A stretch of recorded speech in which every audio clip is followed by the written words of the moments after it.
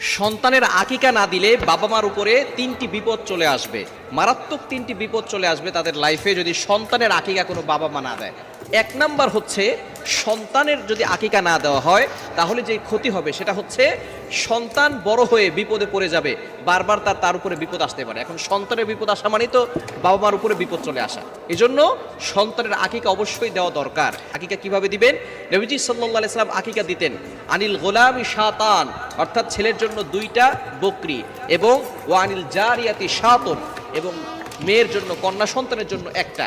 এখন এখানে ছেলের জন্য 2টা কেন আর মেয়ের জন্য 1টা কেন? এটা এই জন্য, ছেলেরা বাহিরে থাকে বেশি, তাদের বিপদ আপদ বেশি হতে পারে, এই জন্য ছেলেদের জন্য আকিকা করতে হয় 2টা। আর মেয়েরা যেহেতু ঘরে থাকে, বিপদ আপদ কম থাকে, এই জন্য তাদের জন্য আকিকা দিতে হয় 1টা। এই জন্য আকিকা যদি কোনো বাবা মা সন্তানের জন্য না দেয়, এই সন্তানদের উপরে মাঝে মধ্যে বিপদ চলে আসে। সন্তান অসুস্থ হয়, বড় হওয়ার পরে রোড ঘাটে চলাফেরা করে, অনেক সময় অ্যাক্সিডেন্টের সমস্যা থাকতে পারে, বিভিন্ন ধরনের বিপদ তাদের ভিতরে চলে আসতে পারে।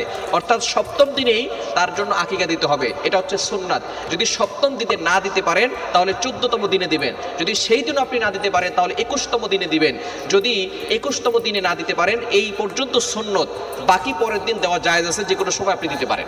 2 নাম্বার, কোনো বাবা মা যদি সন্তানের আকিকা না দেয় তাহলে সেই বাবা মা পরবর্তী সময় সন্তান যখন বড় হবে, সন্তান পিতামাতার দায়িত্ব পালন করবে না। ভালো করে শুনে রাখেন, যে সমস্ত বাবা মা সন্তানের আকিকা দিচ্ছেন না, টাকা পয়সা থাকার পরেও আপনি আপনার দায়িত্ব পালন করেন নাই, এজন্য সন্তান বড় হওয়ার পরে সন্তানও তাদের দায়িত্ব পালন করবে না। সন্তান পিতামাতার বাধ্য হবে না, সন্তান পিতামাতার কথা শুনবে না। এবং 3 নাম্বার যেটা, সেটা হচ্ছে সন্তান পিতামাতার ব্যাপারে কিয়ামতের ময়দানে শাফায়াত করবে না। অর্থাৎ তারা বলবে যে আমার বাবা মা আমাদের জন্য আকিকা করেন নাই, সুতরাং আমরা আমাদের বাবা মা